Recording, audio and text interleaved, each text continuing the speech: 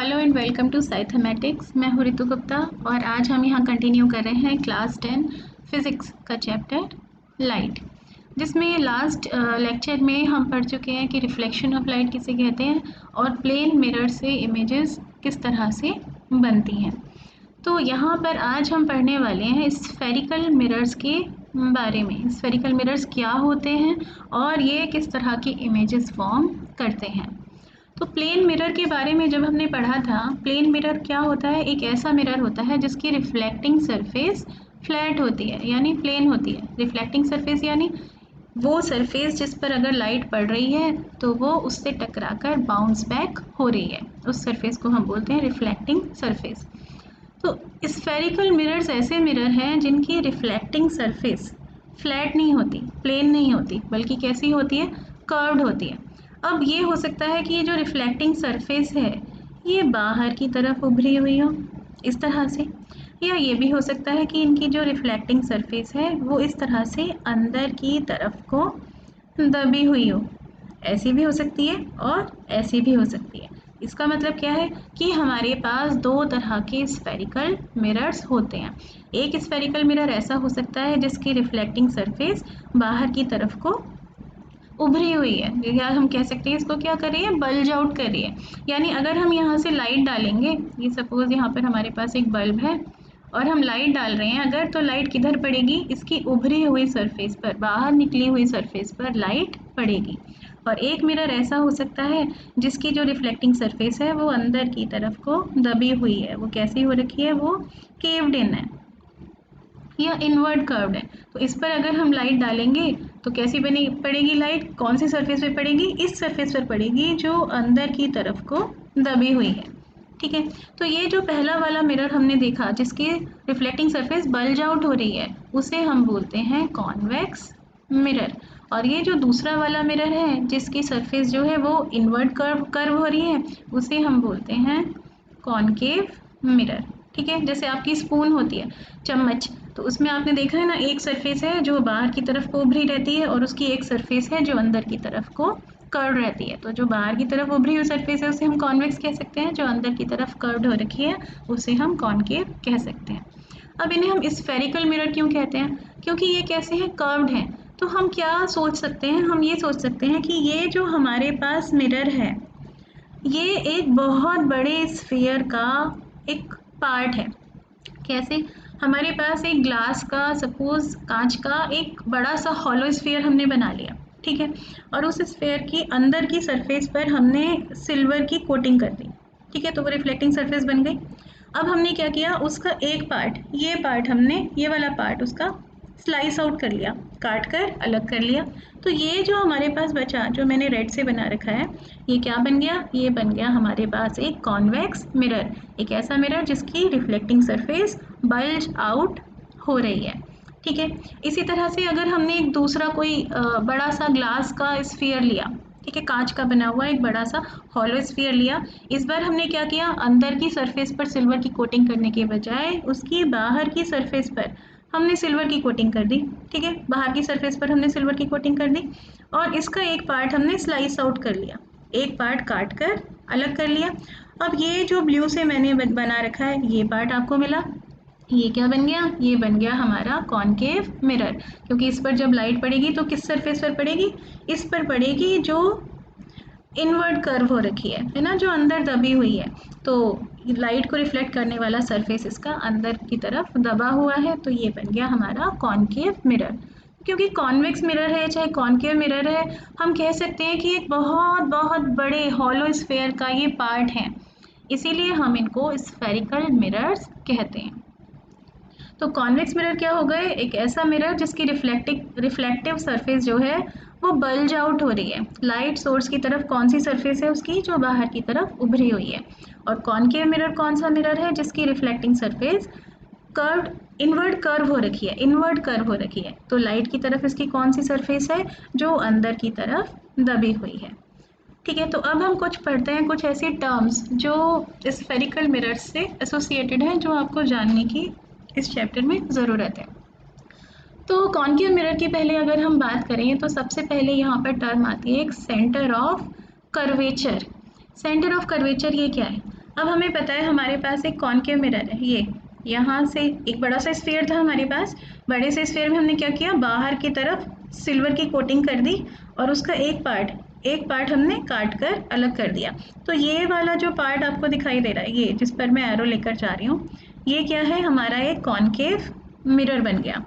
ठीक है, तो हमारा ये कॉनकेव मिरर जिस बड़े से हॉलो स्फीयर का एक पार्ट है, उस बड़े हॉलो स्फीयर के सेंटर को हम कहते हैं सेंटर ऑफ कर्वेचर।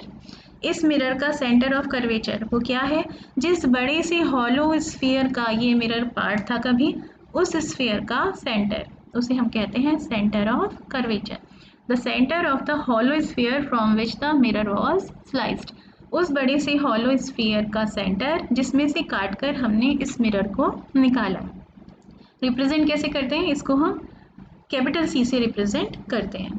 फिर आती है दूसरी चीज़, radius of curvature. Radius of curvature क्या होता है, ये जो बड़ा सा हॉलो स्फीयर है जिसमें से काट कर हमने अपने मिरर को निकाला है, उस बड़े स्फीयर का रेडियस, ये सी से लेकर यहाँ तक का डिस्टेंस, ये इसको हम क्या बोलेंगे, ये है हमारा रेडियस ऑफ कर्वेचर। यहाँ से लेकर और यहाँ तक की ये जो आपको लेंथ दिखाई दे रही है, सी को अगर हमने ज्वाइन कर दिया है, जो पी लिखा है मैंने इस पॉइंट से, या सी को ज्वाइन कर दूँ मैं किसी भी सर्कमफ्रेंस पर, किसी भी पॉइंट से इसके, तो ये जो लाइन बनेगी ये क्या है, रेडियस ऑफ कर्वेचर। ठीक है, थर्ड जो टर्म आपको पता होनी चाहिए वो है पोल। पोल जिसको हम कैपिटल पी से रिप्रेजेंट करते हैं, ये क्या है, the centre of the curved surface of the mirror. अब हमने क्या किया, स्फीयर में से एक मिरर काट कर हमने निकाल लिया। कौन सा पार्ट, ये जो डॉटेड लाइन वाला पार्ट है ये हमने काट लिया, तो हमें मिरर कौन सा मिला, ये वाला पार्ट, ये जो कर्व्ड पार्ट है ये मिरर हमने काट कर निकाल लिया। इस मिरर का यहाँ से यहाँ तक का ये जो मिरर है, इसका सेंटर, इस मिरर का सेंटर, उसे हम बोलते हैं पोल ऑफ द मिरर। ये क्या है, इस मिरर का पोल है। ठीक है, तो centre of the curved surface of the mirror, इस कर्व्ड सरफेस का सेंटर, उसे हम बोलते हैं पोल। फिर आती है एक और टर्म, प्रिंसिपल एक्सिस। ये क्या है, एक लाइन जो पोल और सेंटर ऑफ कर्वेचर को ज्वाइन करने से बनी। हमने क्या किया, सेंटर ऑफ कर्वेचर और पोल को ज्वाइन कर दिया और इस लाइन को हमने आगे दोनों तरफ एक्सटेंड कर दिया। तो ये जो ब्लैक कलर की लाइन आपको दिखाई दे रही है, इसको हम क्या बोलेंगे, ये है हमारे मिरर की प्रिंसिपल एक्सिस। ठीक है, तो पोल भी हमारा प्रिंसिपल एक्सिस पर लाई कर रहा है और ये सेंटर ऑफ कर्वेचर भी प्रिंसिपल एक्सिस पर लाई करता हुआ आपको दिखाई दे रहा है। ठीक है, फिर एक और पॉइंट आता है, एक और टर्म आती है प्रिंसिपल फोकस, जिसे हम कैपिटल एफ से रिप्रेजेंट करते हैं। अब ये क्या है, ये है the point on the principal axis where the light rays travelling parallel to the principal axis meet after reflection. ये प्रिंसिपल एक्सिस पर एक ऐसा पॉइंट है, प्रिंसिपल फोकस है तो कहाँ प्रेजेंट होगा, हमेशा प्रिंसिपल एक्सिस पर ही प्रेजेंट होगा। कैसा पॉइंट है ये, कि अगर लाइट रेज मिरर पर आकर पड़ रही हैं, हमारी कॉनकेव मिरर पर लाइट रेज आकर पड़ रही हैं, कैसी लाइट रेज, जो कि हमारी प्रिंसिपल एक्सिस के पैरेलल हैं। प्रिंसिपल एक्सिस के पैरेलल अगर कोई लाइट रे आ रही है, तो आने के बाद, इस मिरर से टकराने के बाद, वो जिस पॉइंट पर जाकर कन्वर्ज हो जाते हैं, जिस पॉइंट पर जाकर मिल जाती हैं, उस पॉइंट को हम कॉनकेव मिरर का प्रिंसिपल फोकस कहते हैं।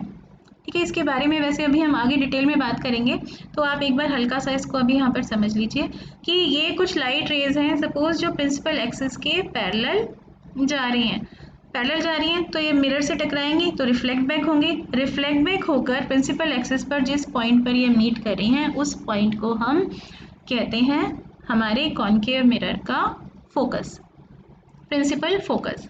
ठीक है, और ये जो प्रिंसिपल फोकस है हमेशा कहाँ पर लाई करता है, सेंटर ऑफ कर्वेचर और पोल के जस्ट बीच में ये लाई करता है। ठीक है, तो ये डिस्टेंस, ये जो सी एफ डिस्टेंस है और ये जो एफ पी डिस्टेंस है, ये कैसे होंगे, ये इक्वल होंगे। फिर आती है फोकल लेंथ। फोकल लेंथ क्या है, फोकल लेंथ है फोकस से लेकर पोल तक का डिस्टेंस। ये फोकस से लेकर और पोल तक का डिस्टेंस, इसे हम बोलते हैं फोकल लेंथ, और इसे हम स्मॉल f से रिप्रेजेंट करते हैं। अब आपको एक चीज़ और दिखाई देगी यहाँ पर कि ये जो f है फोकस, ये क्या है, ये तो इस CP का मिड पॉइंट है। अभी हमने बात की थी कि फोकस कहाँ प्रेजेंट होता है, सेंटर ऑफ कर्वेचर और पोल के एग्जैक्टली सेंटर में, बीच में ये प्रेजेंट होता है। तो ये जो C से P तक का डिस्टेंस है, ये क्या है, रेडियस ऑफ कर्वेचर के बराबर, कैपिटल R के बराबर, और ये F से P तक का डिस्टेंस क्या है, ये है हमारी फोकल लेंथ। तो हमें यहाँ से क्या दिखाई दे रहा है कि ये जो फोकल लेंथ है ये रेडियस ऑफ कर्वेचर की आधी होती है, F is equal to R/2। Focal length radius of curvature की हाफ होती है। फोकल लेंथ क्या है, फोकस और पोल के बीच का डिस्टेंस, और रेडियस ऑफ कर्वेचर क्या है, सेंटर ऑफ कर्वेचर और पोल के बीच का डिस्टेंस। ठीक है, एक और टर्म आती है एपर्चर। एपर्चर क्या है, the diameter of the reflecting surface of the spherical mirror. ये जो हमारा स्फेरिकल मिरर है, ये यहाँ से यहाँ तक, ठीक है, काट कर हमने अपने स्फीयर में से अलग किया हुआ है इसको। इसका जो डायामीटर है, ये जो आपको दिखाई दे रही है डॉटेड लाइन, ये इसको हम अपने मिरर का एपर्चर कहते हैं। अगर मैं इन पॉइंट्स को कुछ नाम दे दूं, सपोज ये पॉइंट A है और ये पॉइंट B है, तो इस फिगर में हमें एपर्चर कौन सा दिखाई दे रहा है, ये जो AB लाइन सेगमेंट है, ये है हमारे मिरर का एपर्चर। ठीक है, बहुत सारी टर्म्स इस चैप्टर में आएंगी, तो आपको इसको थोड़ा सा अच्छे से समझना पड़ेगा, नहीं तो आपको इसमें काफ़ी प्रॉब्लम आ सकती है। कोई बात नहीं, हम एक बार इसको अभी फिर से रिवाइज करेंगे, क्योंकि अभी हमें कॉन्वेक्स मिरर में भी इन्हीं सारी टर्म्स के बारे में बात करने वाले हैं। तो कॉन्वेक्स मिरर तक पहुंचने से पहले आप एक चीज़ को और यहाँ पर ऑब्जर्व करेंगे कि ये है हमारा कॉनकेव मिरर। ठीक है, लाइट कहाँ से आ रही है, इधर से आकर उस पर पड़ रही है। कौन सी सरफेस पर पड़ रही है, उस सरफेस पर जो इनवर्ड कर्व हो रखी है, जो अंदर की तरफ दबी हुई है। ठीक है, और आपको ये दिखाई दे रहा है वो पूरा बड़ा स्फीयर, जिसमें से काट कर हमने ये अपना कॉनकेव मिरर निकाला है। ठीक है, तो आप क्या देख रहे हो यहाँ पर कि सेंटर ऑफ कर्वेचर और फोकस इस केस में, कॉनकेव मिरर के केस में, मिरर के सामने, मिरर के बाहर लाई कर रहे हैं। ये मिरर है और मिरर के सामने ये फोकस और ये सेंटर ऑफ कर्वेचर लाई कर रहे हैं। मिरर के पीछे नहीं है, मिरर के अंदर नहीं है, कहाँ पर है, वो मिरर के बाहर है, मिरर के सामने है। ठीक है, इस बात को हम थोड़ा सा अपने दिमाग में यहाँ पर रख कर चलेंगे। बात करते हैं कॉन्वेक्स मिरर की। तो कॉन्वेक्स मिरर में भी यही सारी टर्मिनोलॉजी है जो हमने अभी पढ़ी थी, तो एक बार कॉन्वेक्स मिरर के कॉन्टेक्स्ट में भी उसको देख लेते हैं। तो क्या कह रहे हैं यहाँ पर, पहली बात तो आएगी सेंटर ऑफ कर्वेचर। हमें पता है हमारा जो कॉन्वेक्स मिरर है ये भी एक बड़े से हॉलो स्फीयर का ही तो पार्ट है, उसी में से हमने स्लाइस करके इसको निकाला है। तो जिस बड़े हॉलो स्फीयर में से स्लाइस करके हमने ये मिरर निकाला है, उस हॉलो स्फीयर का सेंटर, उसे हम कहेंगे, ये है हमारे मिरर का सेंटर ऑफ कर्वेचर, जो C से यहाँ पर रिप्रेजेंट किया हुआ है। रेडियस ऑफ कर्वेचर, इस बड़े हॉलो स्फीयर का रेडियस, उसे हम कहेंगे रेडियस ऑफ कर्वेचर, है ना। ये जो CP डिस्टेंस आपको दिखाई दे रहा है, रेडियस ऑफ कर्वेचर। पोल क्या होगा, सेम वही जो पीछे हमने कॉनकेव मिरर में देखा था। ये जो हमारा रिफ्लेक्टिंग सरफेस है, कर्व्ड सरफेस है, यहाँ से लेकर यहाँ तक का, जहाँ से मैं एरो लेकर जा रही हूँ, सपोज ये पॉइंट A है और ये पॉइंट B है, तो ये जो AB आर्क आपको ये दिखाई दे रही है, ये जो रिफ्लेक्टिंग सरफेस है, इसका एग्जैक्ट सेंटर, उसे हम बोलते हैं पोल ऑफ द मिरर। ठीक है, P, कैपिटल P से हम इसे रिप्रेजेंट करते हैं। Principal axis, centre of curvature और पोल को अगर हम ज्वाइन कर दें और उस लाइन को आगे दोनों तरफ एक्सटेंड कर दें, तो ये जो ब्लैक कलर की लाइन हमें मिली है, इसको हम बोलते हैं प्रिंसिपल एक्सिस। ठीक है, ये हो गई principal axis. Principal focus, principal focus same उसी तरह से। अब यहाँ पर एक्चुअली थोड़ा सा अंतर हो जाता है, जिसके बारे में हम आगे बात करेंगे। तो ये प्रिंसिपल फोकस क्या है, the point on the principal axis where the light rays travelling parallel to the principal axis appear to meet after reflection.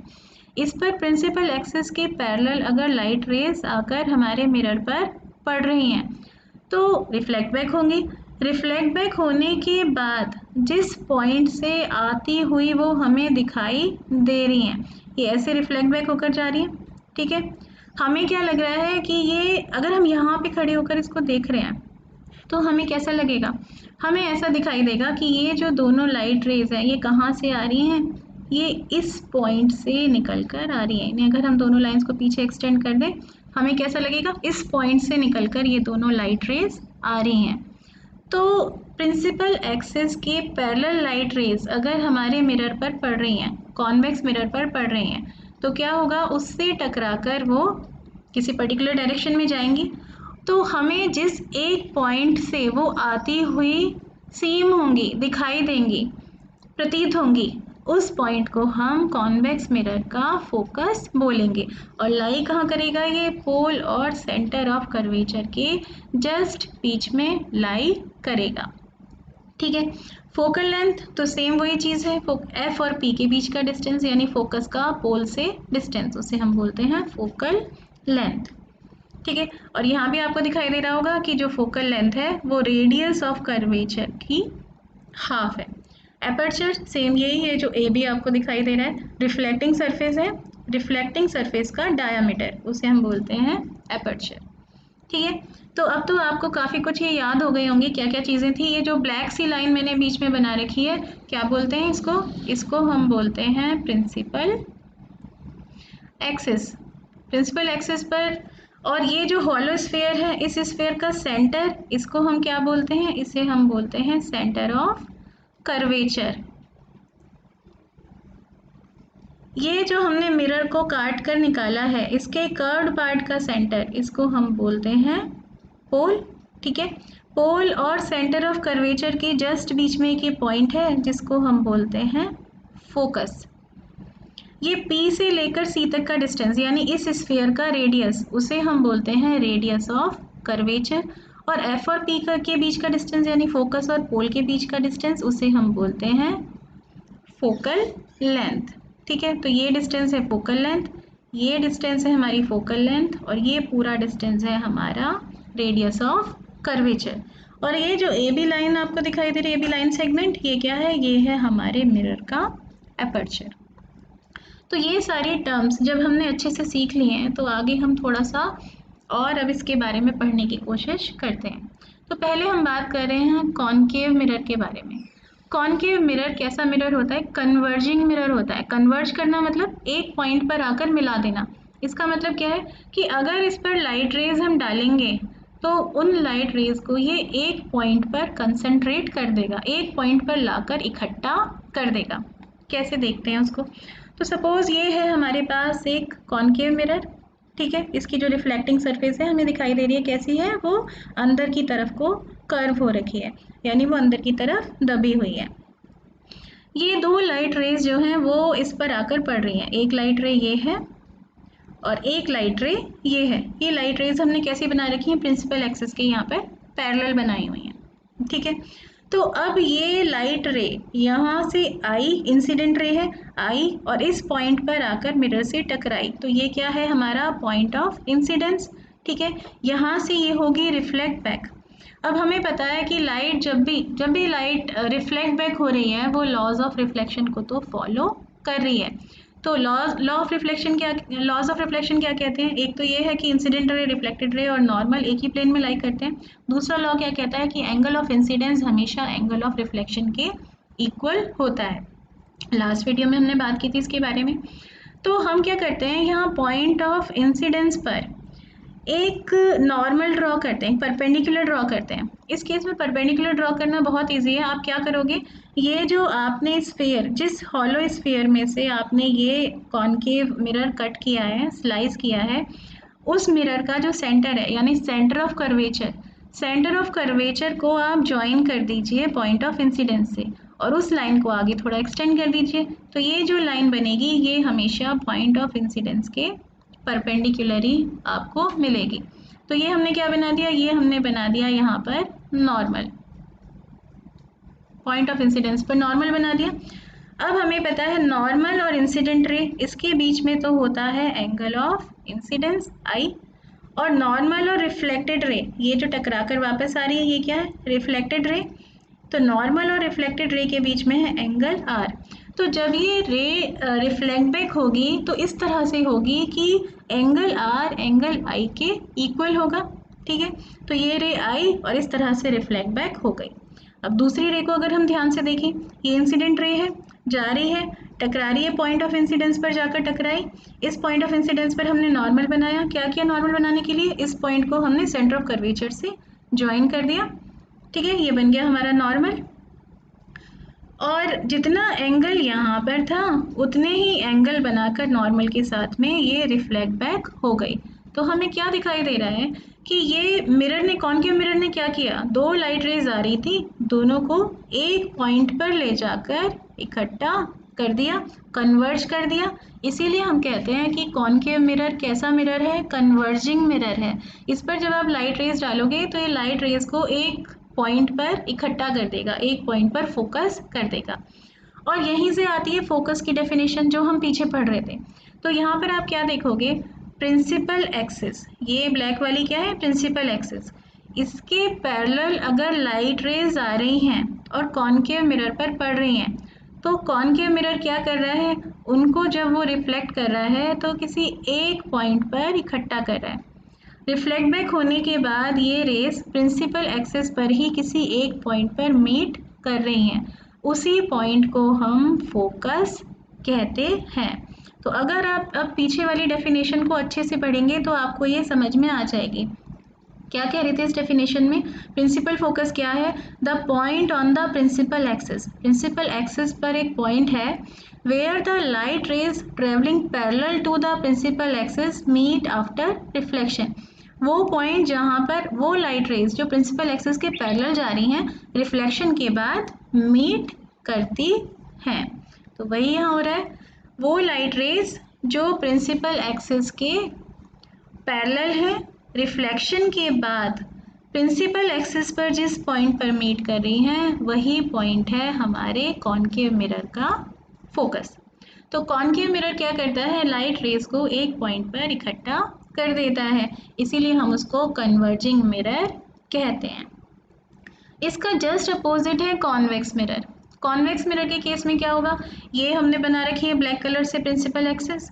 अब प्रिंसिपल एक्सिस के पैरेलल अगर यहाँ पर लाइट रेज आएंगी तो ये क्या करेगा, इसको भी स्टडी करते हैं, लॉज ऑफ रिफ्लेक्शन को तो यहाँ भी फॉलो होना है।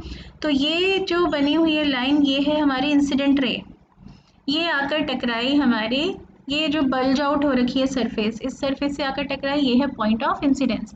पॉइंट ऑफ इंसिडेंस से अगर हमें नॉर्मल बनाना है तो हम क्या करेंगे, इस पॉइंट ऑफ इंसिडेंस को सेंटर ऑफ कर्वेचर से ज्वाइन कर देंगे और उस लाइन सेगमेंट को हम दोनों तरफ एक्सटेंड कर देंगे। तो ये बन गया हमारा नॉर्मल। अब जितना एंगल नॉर्मल और इंसिडेंट रे के बीच में है उतना ही एंगल बनाकर ये यहाँ रिफ्लेक्ट बैक होगी। ये है हमारी रिफ्लेक्टेड रे। रिफ्लेक्टेड रे इस तरह से जाएगी कि incident angle of incidence angle of reflection के इक्वल होना चाहिए, ठीक है। ऐसे ही एक दूसरी रे आ रही है जो प्रिंसिपल एक्सिस के पैरेलल है, वो आकर टकरा रही है इस पॉइंट ऑफ इंसिडेंस पर। इस पर हमने नॉर्मल बनाया। कैसे बनाया, हमने क्या किया, पॉइंट ऑफ इंसिडेंस को सेंटर ऑफ कर्वेचर से ज्वाइन कर दिया और उस लाइन को आगे पीछे हमने एक्सटेंड कर दिया। अब जितना एंगल यहाँ बन रहा है उतना ही एंगल यहाँ बनाकर ये रिफ्लेक्ट बैक होगी, इस तरह से वापस जाएगी।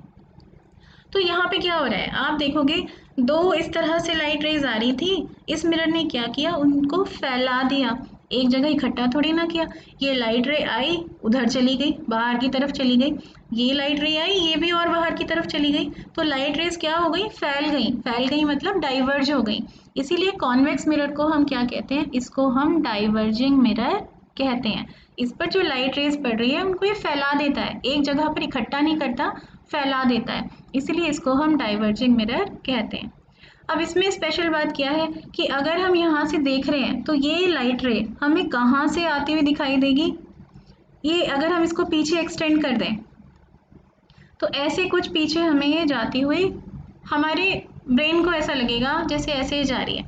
और ये दूसरी लाइट रे जो पैरेलल थी प्रिंसिपल एक्सिस के, ये जो रिफ्लेक्ट बैक होकर आई है, इसको हम देख रहे हैं तो हमारे ब्रेन को कैसे लगेगा कि ये कहाँ से आ रही है, इधर से कहीं से ये आ रही है। इसको डॉटेड क्यों बना रही हूँ मैं, क्योंकि एक्चुअल में यहाँ पर कोई लाइट रे है नहीं, एक्चुअल में लाइट रे तो रिफ्लेक्ट होकर बाहर जा चुकी है, पर हमारे ब्रेन को ऐसा लग रहा है कि ये वाली रे ऐसे कुछ यहाँ से कहीं से निकल कर आ रही है, ये वाली रे यहाँ से कहीं से निकल कर आ रही है।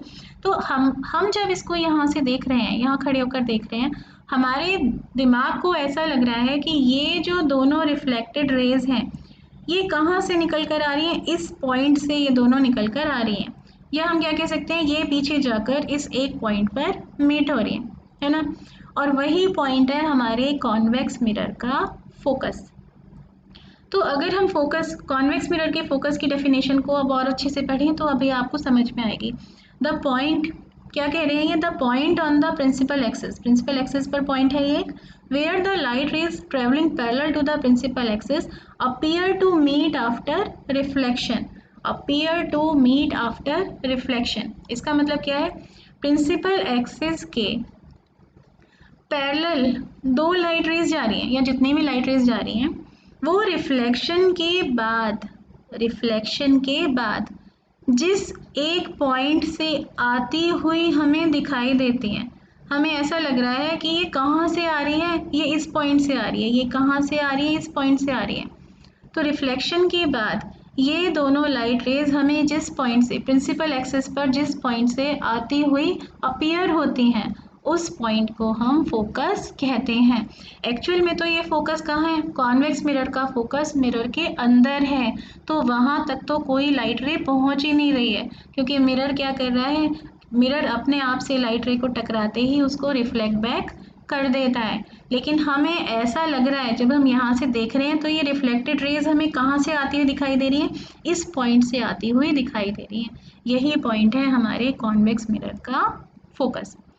तो कॉनकेव मिरर क्या करता है, उस पर जो भी लाइट रेज पड़ती हैं उनको वो एक जगह पर इकट्ठा कर देता है, पास पास ले आता है, इसलिए हम उसे कन्वर्जिंग मिरर कहते हैं। और कॉन्वेक्स मिरर क्या करता है, जो भी लाइट रेज उस पर पड़ रही हैं उनको वो दूर दूर फैला देता है, इसीलिए उसको हम डाइवर्जिंग मिरर कहते हैं। ठीक है, आगे आते हैं, आगे बात करते हैं अब हम नेक्स्ट टॉपिक पर अपने। Rays that are considered while locating image formed by a concave mirror। एक कॉनकेव मिरर से हमें ये बनाना है कि इमेज कैसे फॉर्म हो रही है। जैसे प्लेन मिरर के केस में हमने बनाया था इमेज कैसे फॉर्म हो रही है, तो आपको ध्यान होगा कि हम क्या करते हैं, जब भी हमें किसी ऑब्जेक्ट की इमेज बनानी होती है कि कैसे बनेगी ये पता लगाना होता है, हम कोई दो लाइट रेज कंसिडर करते हैं, एक लाइट रे ये रही, एक लाइट रे ये रही। ठीक है, हम ये देखेंगे कि रिफ्लेक्ट बैक होने के बाद वो कैसे कैसे जा रही हैं। जैसे प्लेन मिरर के केस में आपने क्या देखा था, ये ऐसे रिफ्लेक्ट बैक हो गई, ये कुछ ऐसे रिफ्लेक्ट बैक हो गई। हम यहाँ से देख रहे हैं तो हमें कैसा दिखाई दिया, जैसे ये कहीं पीछे किसी एक पॉइंट से आ रही हैं, तो जहाँ पर ये मीट होती हुई हमें दिखाई दे रही हैं, उस पॉइंट पर हमें उस ऑब्जेक्ट की इमेज दिखाई देगी। तो यहाँ पर भी सेम वही चीज़ है, अगर हमें इमेज फॉर्मेशन शो करनी है या सीखनी है किससे, कॉन्वेक्स मिरर से और कॉनकेव मिरर से, तो हमें क्या करना पड़ेगा, कोई दो लाइट रेज अपने ऑब्जेक्ट में से निकालनी पड़ेंगी और हमें ये देखना पड़ेगा कि वो रिफ्लेक्ट बैक होकर कहाँ पर मीट कर रही हैं, वहीं पर उस ऑब्जेक्ट की इमेज हमें दिखाई देगी। तो उसके लिए कुछ रूल्स हैं जो हम फॉलो करते हैं। हम क्या लाइट रेज फॉलो करती हैं, लॉज ऑफ रिफ्लेक्शन के अकॉर्डिंग ही ये रूल्स बने हुए हैं। तो जिन बातों को हमें ध्यान में रखना है जब हम रे डायग्राम बनाएंगे, जब हम बनाएंगे कि कॉनकेव मिरर से इमेज कैसे फॉर्म हो रही है, क्या क्या रूल्स हैं वो। सबसे पहली बात क्या है कि अगर कोई लाइट रे प्रिंसिपल एक्सिस के पैरेलल जा रही है, ये लाइट रे दिख रही है आपको, ये कैसे जा रही है, ये प्रिंसिपल एक्सिस के पैरेलल जा रही है, तो मिरर से टकराने के बाद ये कहाँ से होकर जाएगी, रिफ्लेक्टेड रे जो है वो हमेशा फोकस से पास होकर जाएगी। कोई लाइट रे अगर प्रिंसिपल एक्सिस के पैरेलल है तो रिफ्लेक्शन के बाद वो हमेशा फोकस से होकर जाएगी। ये रूल्स पढ़ने का फ़ायदा क्या है, हमें रे डायग्राम बनाना बहुत इजी हो जाता है, क्योंकि हम हमेशा क्या करेंगे, एंगल ऑफ इंसिडेंस और एंगल ऑफ रिफ्लेक्शन को मेज़र तो नहीं करते रहेंगे, वो तो बहुत टाइम कंज्यूमिंग काम है। तो अगर हमें ये कुछ छोटे से रूल्स पता हैं, थोड़े से रूल्स पता हैं, तो हम बहुत ईजिली रे डायग्राम्स बना सकते हैं, बहुत ईजिली हम इमेज फॉर्मेशन शो कर सकते हैं। तो फर्स्ट रूल आपको जो ध्यान में रखना है क्या, कोई लाइट रे अगर प्रिंसिपल एक्सिस के पैरेलल जा रही है तो टकराने के बाद फोकस से होकर जाएगी। ये हम रूल्स किसके पढ़ रहे हैं, कॉनकेव मिरर के रूल्स। ऐसा क्यों है इसको भी देख लेते हैं। अब सपोज कीजिए ये इंसिडेंट रे है हमारी, ठीक है, और ये क्या है, जिस पॉइंट पर वो मिरर से टकरा रही है, तो ये है हमारा पॉइंट ऑफ इंसिडेंस।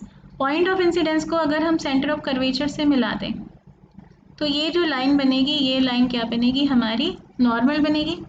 अब हमें पता है ये है एंगल ऑफ इंसिडेंस, तो जो रे रिफ्लेक्ट बैक होगी वो उतना ही एंगल यहाँ पर बनाकर रिफ्लेक्ट बैक होने वाली है।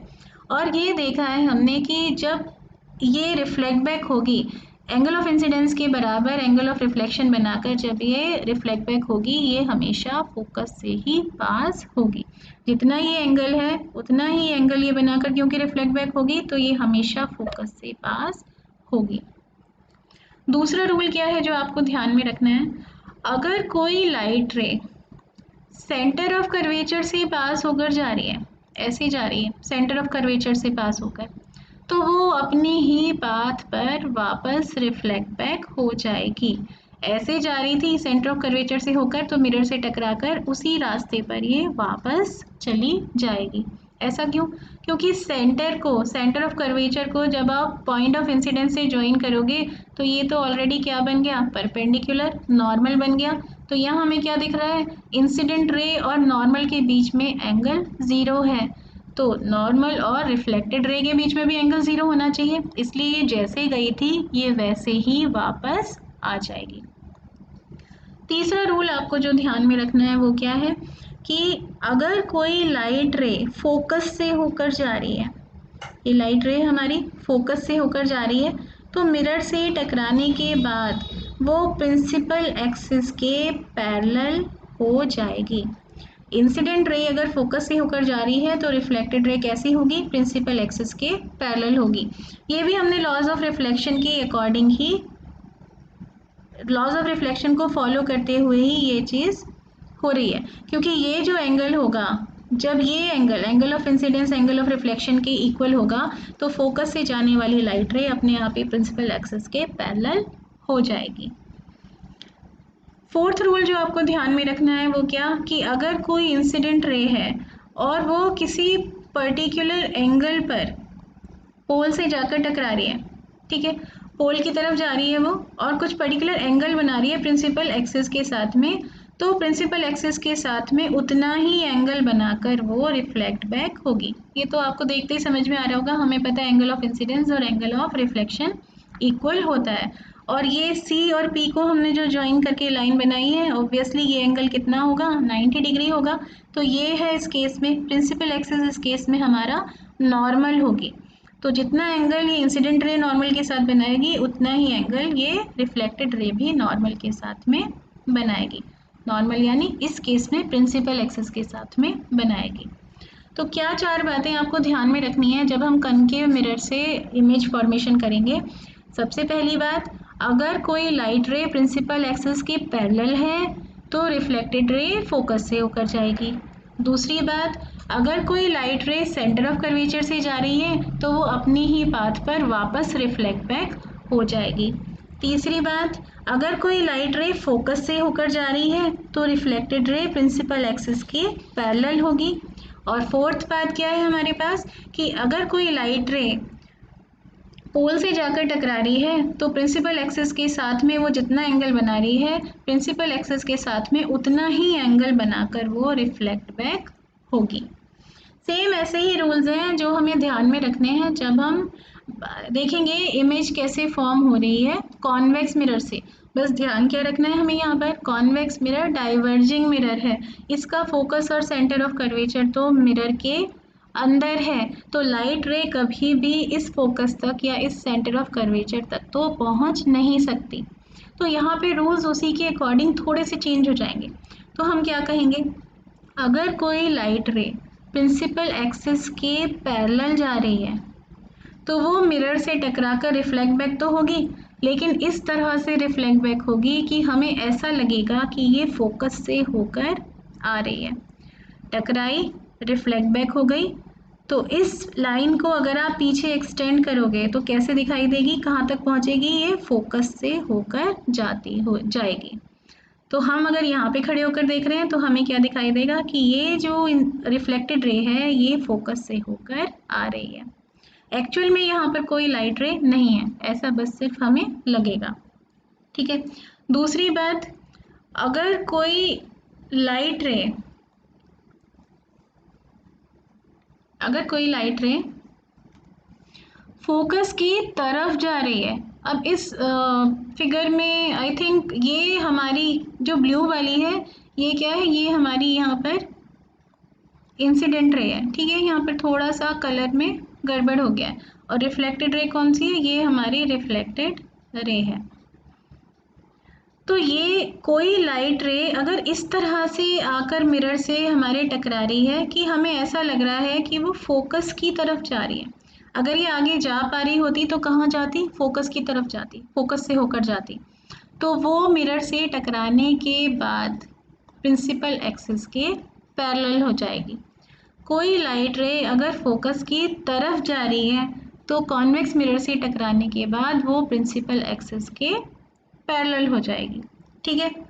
तीसरी बात, कोई लाइट रे अगर मिरर से इस तरह जाकर टकरा रही है कि हमें लग रहा है कि ये सेंटर ऑफ कर्वेचर की तरफ जा रही है। कोई लाइट रे किस तरह से आ रही है, जैसे वो सेंटर ऑफ कर्वेचर की तरफ जा रही हो, तो मिरर से टकराने के बाद वो अपने ही पाथ पर वापस हो जाएगी। इंसिडेंट रे ऐसे आ रही थी जैसे सेंटर ऑफ कर्वेचर की तरफ आ रही हो, उस डायरेक्शन में आ रही है, तो क्या होगा, यहीं से वो उसी पाथ पर वापस रिफ्लेक्ट बैक हो जाएगी। और चौथी बात क्या है कि पोल के साथ अगर कुछ पर्टिकुलर एंगल, प्रिंसिपल एक्सिस और इंसिडेंट रे के बीच में कुछ पर्टिकुलर एंगल बन रहा है और वो पोल से आकर टकरा रही है, पॉइंट ऑफ इंसिडेंस क्या है, हमारा पोल है, तो प्रिंसिपल एक्सिस और रिफ्लेक्टेड रे के बीच में भी उतना ही एंगल बनकर ये लाइट रिफ्लेक्ट बैक होगी। ये एंगल प्रिंसिपल एक्सिस और इंसिडेंट रे के बीच में जितना एंगल होगा उतना ही एंगल प्रिंसिपल एक्सिस और रिफ्लेक्टेड रे के बीच में होगा जब लाइट रे पोल से आकर टकरा रही है। ठीक है, फिर से रिवाइज कर लेते हैं इन चारों पॉइंट्स को, ये बहुत ज़रूरी है जब हम रे डायग्राम्स बनाएंगे।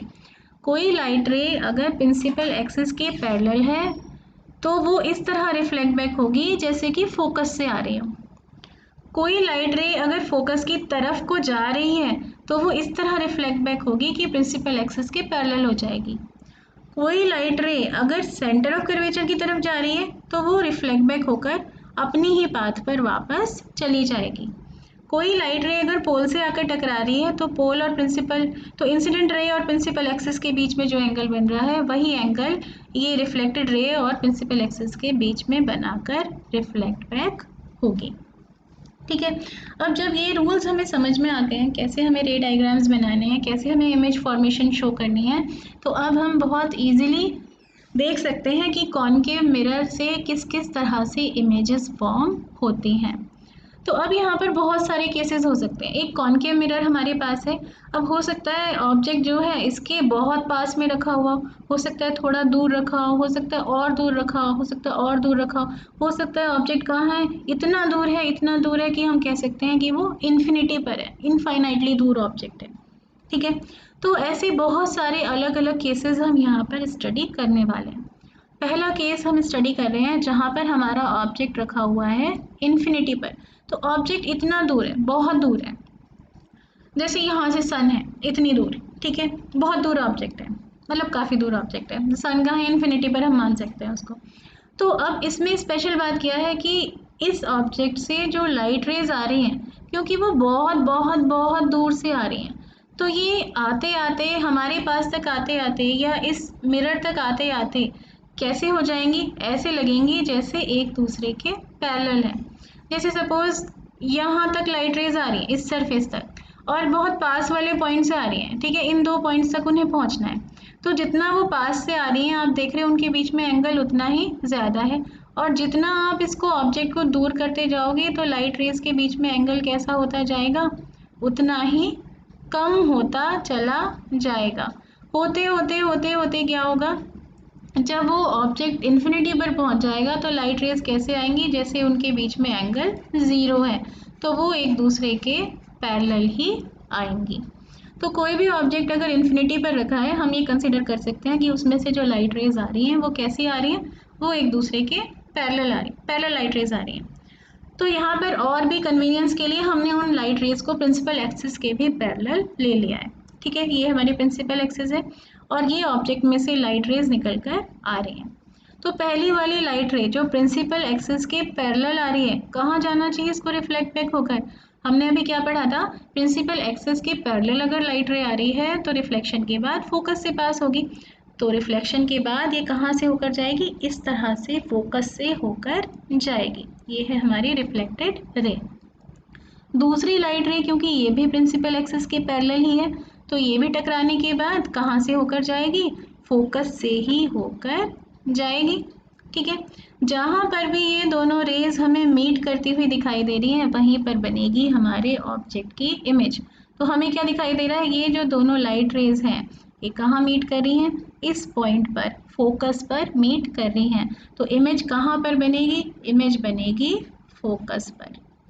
इस केस में इमेज कहाँ बन रही है? फोकस पर बन रही है। इमेज रियल होगी, क्यों? क्योंकि अगर आप यहाँ पर कोई स्क्रीन रख देंगे तो उस स्क्रीन पर ये लाइट रेज आकर मीट करेंगी और उस ऑब्जेक्ट की इमेज आपको स्क्रीन पर मिल जाएगी। यहाँ पर तो सच में ही आकर लाइट रेज मीट करें, ऐसा थोड़ी ना कि हमें बस ऐसा लग रहा है कि लाइट रेज इस पॉइंट से निकल कर आ रही है, ऐसा नहीं है। सच में लाइट रेज यहाँ पर आकर मीट कर रही हैं, तो ये इमेज कैसी है? रियल। इसको हम स्क्रीन पर ले सकते हैं। रियल इमेज जब भी बनती है आप देखेंगे वो कैसी बनती है? इन्वर्टेड। इन्वर्टेड यानी इरेक्ट मतलब सीधी। ऑब्जेक्ट ऐसा है तो इरेक्ट इमेज कैसी होगी? ऐसी ही होगी, ये होगी इरेक्ट इमेज। इन्वर्टेड इमेज यानी उल्टी। तो ये अगर ऑब्जेक्ट है हमारा तो इसकी इन्वर्टेड इमेज कैसी होगी? ये जो टिप है वो नीचे चला जाएगा और इसका जो बेस है वो ऊपर चला जाएगा। तो ऐसी इमेज को हम बोलते हैं इन्वर्टेड इमेज। तो ये इमेज कैसी बनेगी? इन्वर्टेड बनेगी। और क्योंकि आपको दिख रहा है कि सारी लाइट रेज, जितनी भी पैरेलल लाइट रेज यहाँ पर आएंगी, सब आकर फोकस पर ही मीट होनी है, तो ये जो इमेज बनेगी हाईली डिमिनिश्ड। हाईली डिमिनिश्ड यानी साइज में बहुत बहुत बहुत छोटी बनेगी। क्या कह सकते हैं इसे? पॉइंट साइज्ड इमेज बनेगी। बहुत ही एक बिल्कुल पॉइंट जैसी इमेज यहाँ पर फॉर्म होगी। ठीक है, तो ऑब्जेक्ट अगर इन्फिनिटी पर रखा है तो इमेज कहाँ बनती है? फोकस पर बनती है। रियल इमेज बनती है, इन्वर्टेड इमेज बनती है और हाईली डिमिनिश्ड इमेज फॉर्म होती है। सेकेंड केस पर आते हैं। अब ऑब्जेक्ट हमारा थोड़ा पास हो गया। ऑब्जेक्ट कहाँ पर है? Object is beyond C, centre of curvature से थोड़ा पीछे है, थोड़ा दूर है। तो ऑब्जेक्ट को इन्फिनिटी से उठाकर हम आगे लेकर आ गए और हमने प्रिंसिपल एक्सिस पर कहीं पर यहाँ रख दिया, सी के पीछे यहाँ पर रख दिया। ठीक है, अब देखते हैं इसकी इमेज कैसी बनती है। तो हम क्या करेंगे, अब ये जो हमारा ऑब्जेक्ट है जिसको हम एरो से रिप्रेजेंट कर रहे हैं, हमें पता है इसकी बेस की इमेज अगर हम बनाना चाहते हैं तो एक लाइट रे तो हम यहाँ से ये निकाल सकते हैं। ये लाइट रे तो क्योंकि प्रिंसिपल एक्सिस के साथ साथ जा रही है और ये एंगल कितना है? 90 डिग्री है। प्रिंसिपल एक्सिस ही इस जगह पर नॉर्मल का भी काम कर रही है, तो ये तो, और सी से होकर जा रही है तो ये तो क्या होगा? अपनी ही पाथ पर वापस आ जानी है। ऐसे जाएगी तो ऐसे ही वापस आ जाएगी। दूसरी अगर कोई लाइट रे हम इसमें से निकालते भी हैं तो वो इस वाले के साथ में जहाँ कहीं भी मीट करेगी वो पॉइंट हमेशा प्रिंसिपल एक्सिस पर ही होगा। तो इस बेस की इमेज तो हमें पक्के से पता है कि प्रिंसिपल एक्सिस पर ही कहीं ना कहीं बननी है, तो इसको हमें बनाने की ज़रूरत नहीं है। हम क्या करते हैं, हम ये देख लेते हैं कि इस एरो की टिप की इमेज कहाँ पर बन रही है। ठीक है, अगर हमें पता चल गया कि इस एरो के टिप की इमेज यहाँ कहीं बन रही है और ये है प्रिंसिपल एक्सिस, बेस की इमेज तो प्रिंसिपल एक्सिस पर ही बननी है, तो हम क्या कर सकते हैं? डायरेक्टली यहाँ से एक स्ट्रेट लाइन बना सकते हैं, तो ये हो जाएगी हमारी ऑब्जेक्ट की इमेज। तो हमने क्या किया, अपने एरो के टिप में से दो लाइट रेज हम निकाल कर देखेंगे कि वो कहाँ पर मीट हो रही हैं। एक लाइट रे हमने ऐसी बना दी जो कि प्रिंसिपल एक्सिस के पैरेलल है। वही लाइट रेज हम बनाना प्रेफर करेंगे जिनके बारे में हमें श्योरली पता है कि ये लाइट रे टकराने के बाद किधर से होकर जाएगी। तो हमें पता है कि अगर प्रिंसिपल एक्सिस के पैरेलल कोई लाइट रे जा रही है तो वो तो रिफ्लेक्ट बैक होकर फोकस से ही होकर जाएगी। तो कैसे चली गई है? इस तरह से यहाँ पर वापस चली गई। दूसरी लाइट रे हम कौन सी यहाँ पर बनाएं जो हमें इजी पड़े? हम एक लाइट रे को सेंटर ऑफ कर्वेचर से पास कर देते हैं और भी इजी हो जाएगा। हमें पता है अगर सेंटर ऑफ कर्वेचर से कोई लाइट रे होकर जा रही है तो टकराने के बाद रिफ्लेक्ट बैक होकर वो अपने ही पाथ पर वापस आ जाती है। तो रिफ्लेक्टेड रेज अब हमारे पास दो हैं, एक तो ये जो ब्लू वाली आपको दिखाई दे रही है ये रिफ्लेक्टेड रे है, और एक ये जो रेड लाइन थी ये अपने ही रास्ते पर, इसी पर ही रिफ्लेक्ट बैक हो गई यहाँ पर तो लाइट। तो ये वाली लाइन भी हमारी रिफ्लेक्टेड रे है। कहाँ मीट कर रही हैं दोनों लाइंस? इस पॉइंट पर मीट कर रही हैं, तो टिप की इमेज कहाँ बनेगी? इस पॉइंट पर बनेगी। बेस की इमेज कहाँ बनेगी? इसके जस्ट नीचे प्रिंसिपल एक्सिस पर बनेगी। और इसको अगर हम ज्वाइन कर देंगे तो ये क्या बन गई? ये बन गई हमारे ऑब्जेक्ट की इमेज। क्या दिखाई दे रहा है आपको? देखते ही यहाँ तो समझ में आ रहा होगा। पहले तो ये बन कहाँ पे रही है, पोजीशन क्या है इसकी? एफ और सी के बीच में ये इमेज फॉर्म हो रही है, फोकस और सेंटर ऑफ कर्वेचर के बीच में कहीं पर ये इमेज बन रही है। दूसरी बात, साइज पे छोटी है, डिमिनिश्ड है, हाईली डिमिनिश्ड नहीं है, पॉइंट साइज नहीं है, थोड़ी तो बड़ी है, लेकिन ऑब्जेक्ट के साइज से इमेज का साइज अभी भी छोटा है। रियल है क्योंकि लाइट रेज यहाँ पर रियली आकर मीट कर रही है। यहाँ पर अगर हम स्क्रीन रखेंगे तो उस स्क्रीन पर हम इस इमेज को ले सकते हैं।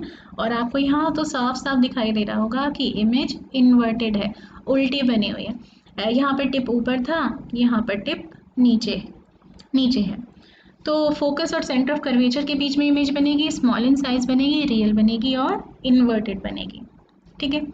अब ये मिरर को आप जब अपनी कॉपी में बनाओगे तब कैसे बनाओगे? आप क्या करोगे, एक लाइन ड्रॉ कर लेना है यहाँ पर। ठीक है, उस लाइन पर यहाँ आपने कंपास में आपने अपना वो लगाया, पेंसिल वेंसिल लगाई। तो यहाँ पे आप क्या करोगे, कुछ आप ऐसा करना, 4 सेंटीमीटर का डिस्टेंस लेकर आप एक यहाँ पर आर्क बना लेना। ठीक है, ये डिस्टेंस कितना ले लिया आपने? 4 सेंटीमीटर का ले लिया। अब जब आप एक ऐसी आर्क यहाँ पर बना लोगे, ये क्या बन गया? ये आपका एक कॉनकेव मिरर बन गया। यहाँ पर अगर हमने पॉलिश की हुई है, यहाँ पर हमने सिल्वरिंग की हुई है, तो ये आपका बन गया एक कॉनकेव मिरर। ठीक है, आर्क का जितना पार्ट आप यहाँ बनाओगे उतना ही पार्ट आप यहाँ पर बना लोगे। तो ये तो हमारा हो गया सेंटर ऑफ कर्वेचर, जहाँ पे रखकर हमने ये आर्क बनाई थी। जहाँ पर ये हमारे इस मिरर को कट कर रही है ये वाली लाइन, ये क्या हो जाएगा? मतलब इस कर्व सरफेस का भी सेंटर आप ले लेंगे, वो क्या हो जाएगा? पोल। और इन दोनों को आप कर देंगे ज्वाइन, तो ये बन जाएगी हमारी प्रिंसिपल एक्सिस। इन दोनों पॉइंट्स, ये सी पी जो लाइन सेगमेंट दिखाई दे रहा है, इसका सेंटर वो आपका हो जाएगा फोकस। अगर आपने ये 4 सेंटीमीटर का लिया होगा तो आप क्या कर सकते हो, 2 सेंटीमीटर दूर यहाँ पर पॉइंट लगा सकते हो, या फिर आप इस लाइन सेगमेंट को बाइसेक्ट कर सकते हो। बाइसेक्ट करके आप यहाँ पर फोकस फाइंड कर सकते हो।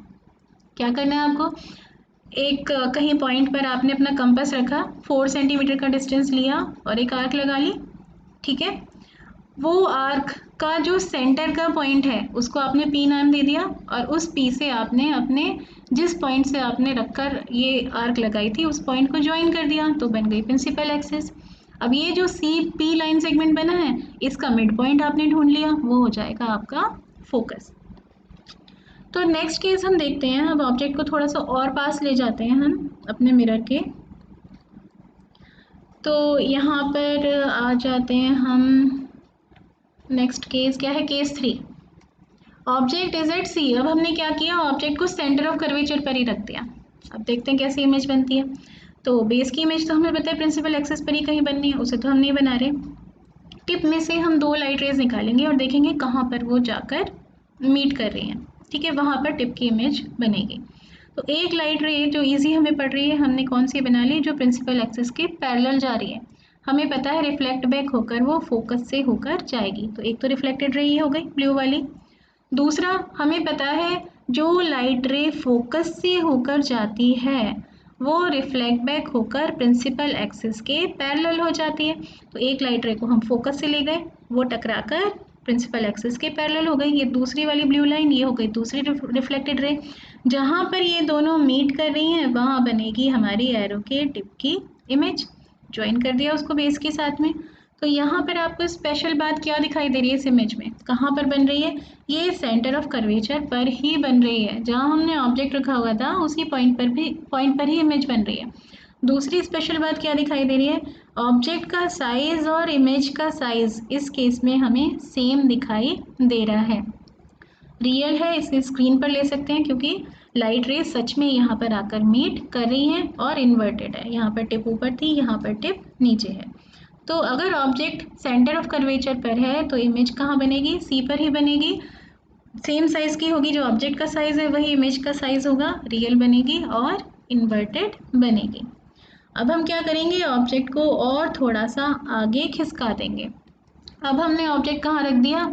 अब हमने ऑब्जेक्ट रख दिया सी एंड एफ के बीच में। सी से भी थोड़ा सा और आगे ले गए, सी और एफ के बीच में हमने ऑब्जेक्ट को रख दिया। अब देखते हैं इमेज कैसी बनती है।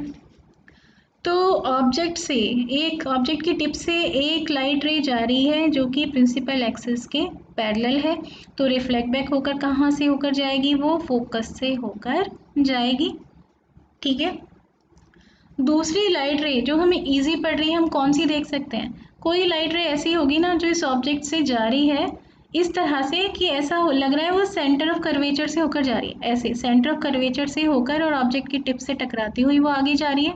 तो क्या होगा? क्योंकि ये सेंटर ऑफ कर्वेचर से जा रही है तो ये तो रिफ्लेक्ट बैक होकर अपनी ही पाथ पर वापस चली जाएगी। तो एक रिफ्लेक्टेड रे तो हम इस केस में ये ब्लू वाली दिखाई दे रही है और एक तो ये रेड वाली, ये इंसिडेंट रे भी है और रिफ्लेक्टेड रे भी है। कहाँ मीट कर रही हैं दोनों? यहाँ इस पॉइंट पर मीट कर रही है। तो यहाँ बन जाएगी हमारी एरो की टिप की इमेज। इसी लाइन को हम आगे यहाँ परपेंडिकुलर बना देते हैं तो ये क्या बन जाएगा? हमारे ऑब्जेक्ट की इमेज बन जाएगी। इस इमेज में क्या खास बातें हमें दिखाई दे रही हैं? कहाँ बन रही है? बियॉन्ड सी, सी के पीछे कहीं पर ये बन रही है। मैग्नीफाइड है। अब हमारी इमेज कैसी बनने लगी है? साइज में बड़ी बनने लगी है। ऑब्जेक्ट हमारा छोटा है, इमेज का साइज ऑब्जेक्ट के साइज से बड़ा है, तो उसे हम क्या बोलेंगे? इमेज मैग्नीफाइड है या फिर एनलार्ज्ड है। रियल बन रही है क्योंकि लाइट रेज सच में मीट करें। स्क्रीन हम यहाँ पर रखेंगे तो वो स्क्रीन पर हमें इमेज मिल जाएगी। और इन्वर्टेड बन रही है, दिखाई दे रहा है हमें। और ऑब्जेक्ट को थोड़ा सा पास ले जाते हैं अपने मिरर के, तो इस बार हमने ऑब्जेक्ट को कहाँ रख दिया? फोकस पर ही रख दिया। ऑब्जेक्ट फोकस पर है। अब क्या होगा? ऑब्जेक्ट की टिप से एक लाइट रे जा रही है जो प्रिंसिपल एक्सिस के पैरेलल है, तो वो तो रिफ्लेक्ट बैक होकर फोकस से ही होकर जाने वाली है। और एक लाइट रे ऐसी है जो सेंटर ऑफ कर्वेचर से होकर जा रही है, तो वो भी रिफ्लेक्ट बैक होकर सेंटर ऑफ कर्वेचर से ही वापस जाएगी, अपनी ही पाथ पर वापस जाएगी। तो एक रिफ्लेक्टेड रे है ये ब्लू वाली, एक रिफ्लेक्टेड रे है यही, ये इंसिडेंट रे भी है और रिफ्लेक्टेड रे भी है। क्या ये आपको दिखाई दे रहा है कि ये दोनों रिफ्लेक्टेड रेज कैसी हैं? ये तो पैरेलल रेज बन गई। तो पैरेलल रेज बन गई, इसका क्या मतलब है? ये कहाँ जाकर मीट करेंगी? ये तो कहीं इन्फिनिटी पर जाकर मीट करेंगी। जैसे अभी हमने बात की थी ना कि इन्फिनिटी से अगर लाइट रेज आ रही हैं जो बहुत दूर तक डिस्टेंस ट्रेवल करके आ रही हैं तो कैसी हो जाती हैं? वो हमें पैरेलल दिखाई देती हैं। ऐसे यहाँ पर अगर लाइट रेज हमें पैरेलल दिखाई दे रही है तो हम क्या कह सकते हैं? हम कह सकते हैं कहीं इनफाइनाइटली दूर ये कहीं पर मीट कर रही होंगी। तो इमेज कहाँ बनेगी? इमेज बनेगी इन्फिनिटी पर।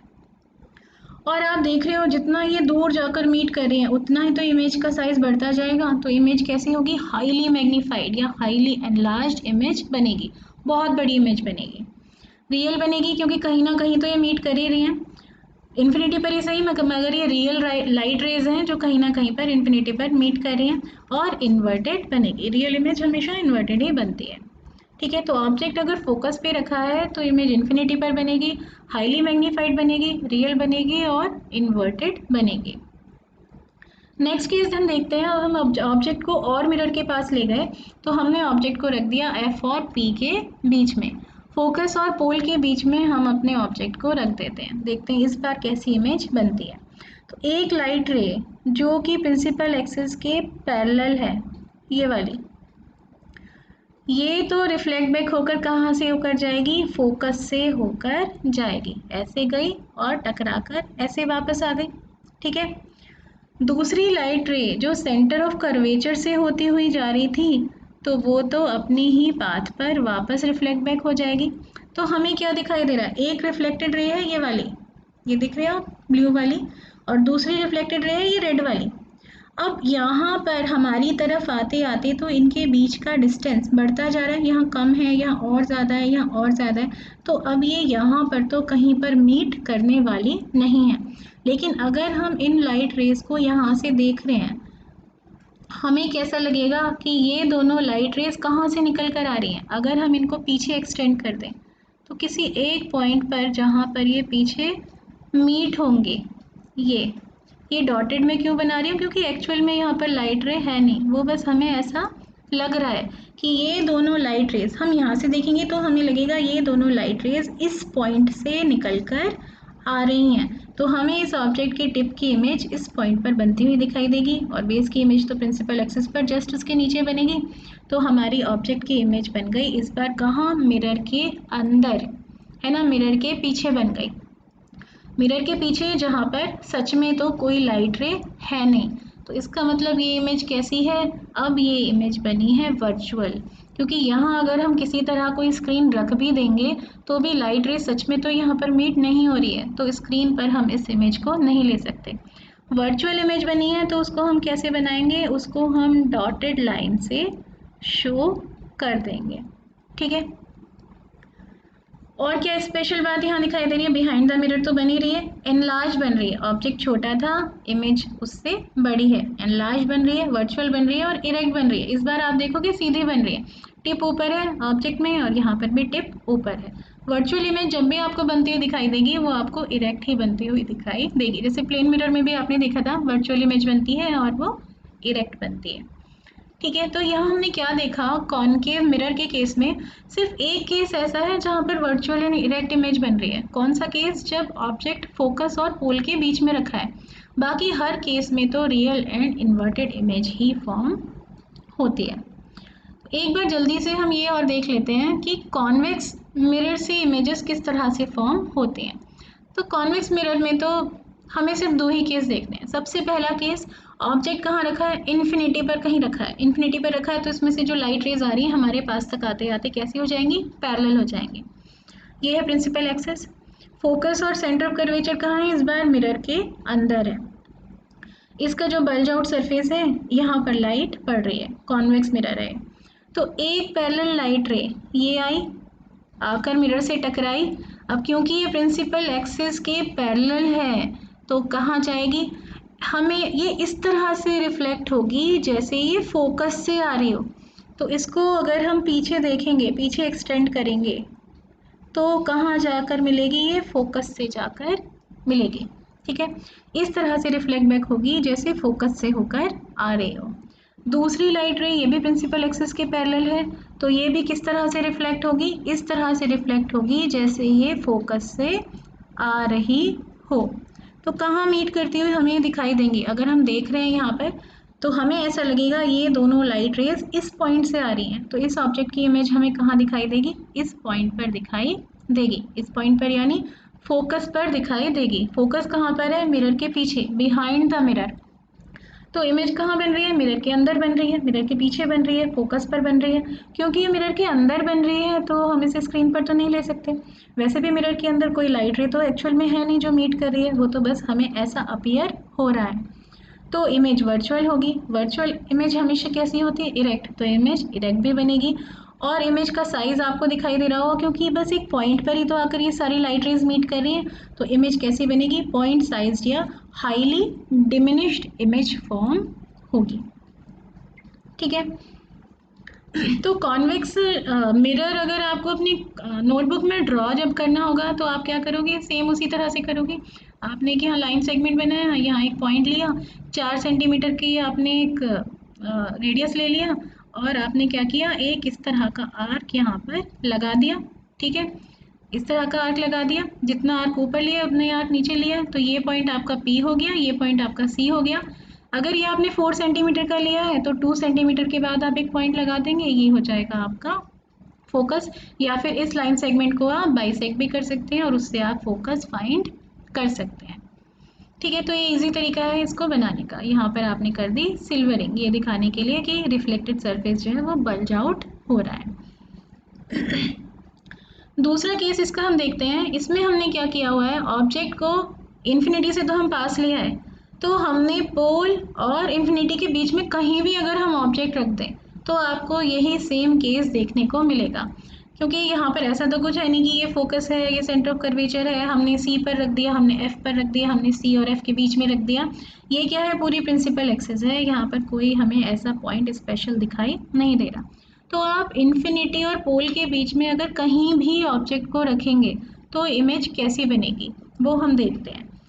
तो हमने क्या किया, इस एरो ऑब्जेक्ट की टिप से एक लाइट की रे निकाली जो कि प्रिंसिपल एक्सिस के पैरेलल जा रही है। अगर पैरेलल जा रही है तो वो रिफ्लेक्ट होकर इस तरह से जाएगी कि हमें ऐसा लगेगा कि वो कहाँ से आ रही है, वो फोकस से होकर आ रही है, ठीक है।